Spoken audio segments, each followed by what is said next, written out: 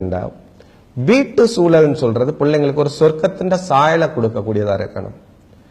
தாயும் தந்தையும் இருக்கிறாங்கன்னு கண்டால் பிள்ளைங்கள் தெரியணும் வீட்டுள்ளுக்கு சந்தோஷம் என்று சொல்ற சாமான் இருக்கும். தாயும் தந்தையும் இருக்கிற இடத்துல நாங்க கூடுதலான நேரம் இருக்கணும்னு பிள்ளைங்கள் விரும்பணும். அந்த அளவுக்கு தாய்க்கும் தந்தைக்கும் மட்டும் ஒரு அந்யோன்யமான உறவு இருக்கணும்.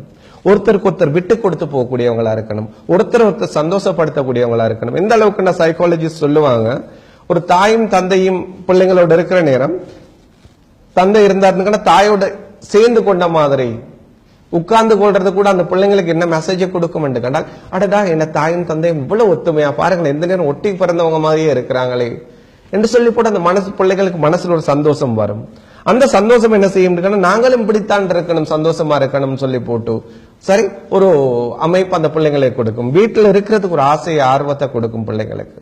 மாறாக வீட்டு இந்த நேரம் ஒரு சண்டைக்குரிய சூழலாக பிரச்சனைக்குள்ள ஒரு இடமாக இருக்கும் என்றால் பிள்ளைங்கள் பார்ப்பாங்க என்னன்னு, இது ஒரு நரகத்துடைய சாயலா இருக்குது, அப்பா வீட்டுள்ளுக்கு இருக்க விருப்பம் இல்லாம இருக்குது, பேரண்ட்ஸ் இருக்கிற இடத்துல இருக்கப்படாது, இவங்களோட பேசப்படாதுன்னு சொல்லிவிட்டு பிள்ளைங்கள் என்ன செய்வாங்கன்னு கண்டால் அந்த இடத்தை விட்டு போறதுக்கு தான் யோசிப்பாங்க.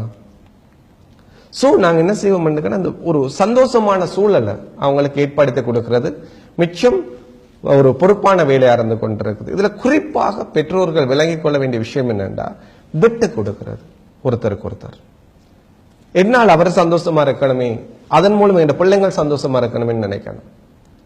இதுக்கு நல்ல உதாரணம் தான் டாக்டர் அப்துல் கலாம் ஃபேமிலி. அப்துல் கலாம் தெரியும், ராமேஸ்வரத்துல பிறந்தவர், இந்தியாவில் ஒரு பின் தங்கின பகுதி. அவரோட வாப்பாவை பார்த்தோம்னு கண்டா அவர் ஒரு பள்ளியில இமாமாக இருந்தவர்.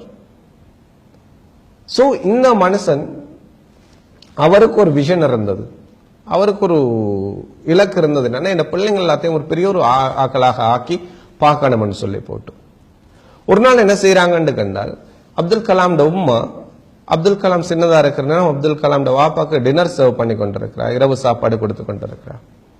ரொட்டி தான் சமைச்சிருந்தாங்க. இப்ப அங்கால இருக்கிறார் அப்துல் கலாம் வாப்பா, இங்கால இருந்து அப்துல் கலாம் உம்மா கொடுக்கறாங்க ரொட்டி. பக்கத்துல இருக்கிறார் அப்துல் கலாம். அப்துல் கலாம் உம்மா கொடுக்கிற நேரம் சொல்றா, மன்னிச்சு கொள்ளணும் நீங்க, என்னதுக்குன்னு கேட்கிறார். வேற ஒன்றும் இல்லை, இன்றைக்கு கொஞ்சம் ரொட்டி தீஞ்சு போச்சு, இவங்களுக்கு இன்னொரு ரொட்டி செஞ்சு கொடுக்கக்கூடிய அளவு கூட வசதி கூட இல்லை மாவு வாங்கி. மிச்சம் மனசுடைஞ்சு சொல்றா, ரொட்டி தீஞ்சு போச்சு, இதுக்கப்புறம் நான் எப்படி நடக்காம பார்த்துக்கொள்றேன் என்று கருத்துப்பட சொல்றேன்.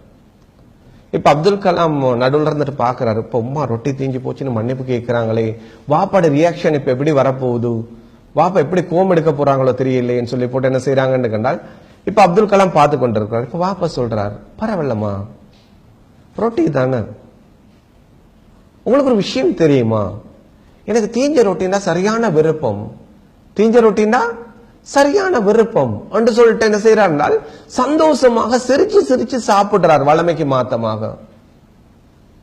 அப்துல் கலாமுக்கு விளங்க மாட்டேங்குது, என்ன அப்பா அம்மா மன்னிப்பு கேட்கிறாங்க ரொட்டி தீஞ்சு போச்சு, வாப்பா என்ன சொல்றாரு என்றால், பரவாயில்ல இது அப்படி இருக்கட்டும் சொல்லி போட்டு, அதாவது எனக்கு தீஞ்ச ரொட்டி விருப்பம் சொல்லி போட்டு என்ன செய்யறாரு, இவ்வளவு சந்தோஷமா சாப்பிடுறாரு.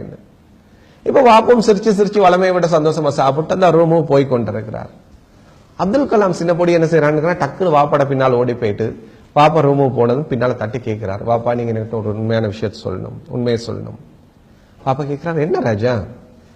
அப்துல் கலாம் சொல்றாரு, பாப்பா எனக்கு சொல்லுங்க பாப்பா, நீங்க உண்மையிலேயே உங்களுக்கு தீஞ்ச ரொட்டி விருப்பமா, உங்களுக்கு உண்மையிலேயே தீஞ்ச ரொட்டின்னா விருப்பமான்னு. இப்போ பாப்பா சொல்றாரு, இல்ல ராஜா எனக்கு தீஞ்ச ரொட்டி விருப்பம் இல்லை, ஆனா உங்களோட உண்மை இந்த வீட்டுக்காக வேண்டி எவ்வளவு கஷ்டப்படுறாங்க, எந்த வேலைகள் எல்லாத்தையும் பார்த்து பார்த்து செய்யறாங்க, உள்ளாரையும் வளர்த்தெடுக்கிறதுக்கு எவ்வளவு கஷ்டப்படுறாங்க, போயும் போயும் இந்த தீஞ்ச ரொட்டிக்காக நான் அவனோட கோபம் எடுத்துருவேன், அவனோட மூஞ்சில பாஞ்சிருவென்றால் அவனோட மனசு எவ்வளவு கவலைப்படும், அவங்க இவ்வளவு பண்ற தியாகத்துக்கு எந்த ஒரு பெருமதியும் இல்லாம போயிருமே மகனே.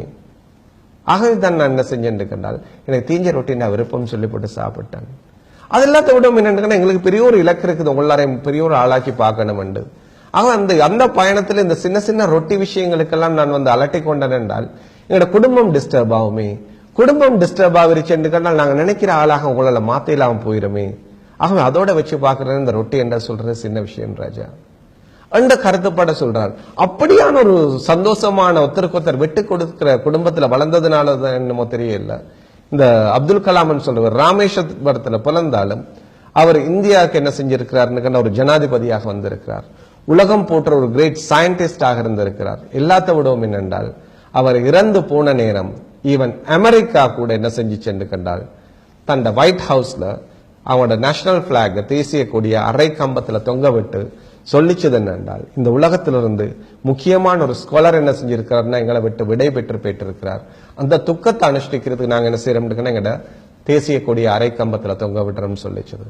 சோ இவ்வளவு உலகம் போற்றக்கூடிய ஒரு ஆளாக வந்ததுக்கு காரணம்கள்ல இதுவும் உண்டா இருக்குமோன்னு சொல்லிட்டு நினைக்க தோணுது.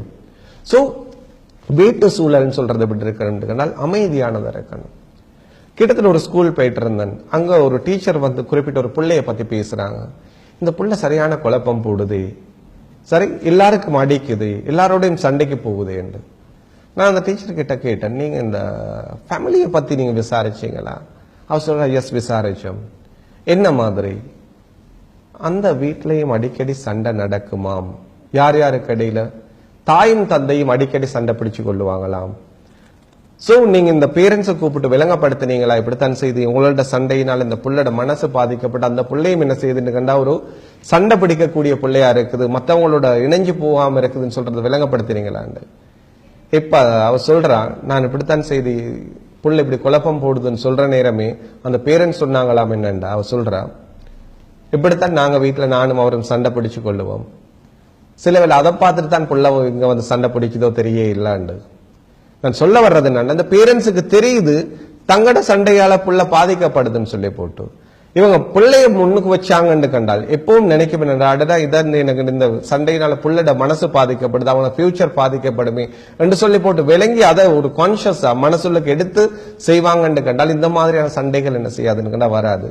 ஆக பெற்றோர்களை மிச்சம் கவனமா பார்க்க வேண்டிய விஷயம் என்னன்னு கண்டால், பிள்ளைங்களுக்கு முன்னுக்குள்ள எங்களுக்கு கருத்து வேறுபாடுகள் இருந்தால் கூட அவங்களுக்கு காட்டிக்கொள்ளாத முறையில் இருக்கணும். இது நாங்க என்ன செய்வோம், வேறையாக உட்கார்ந்து பேசி தீர்த்து கொள்ளக்கூடிய அமைப்புல இருக்கணுமே இல்லாம பிள்ளைங்களுக்கு இது சம்பந்தப்பட்ட எந்த ஒரு விஷயமும் தெரிய வரப்படாது.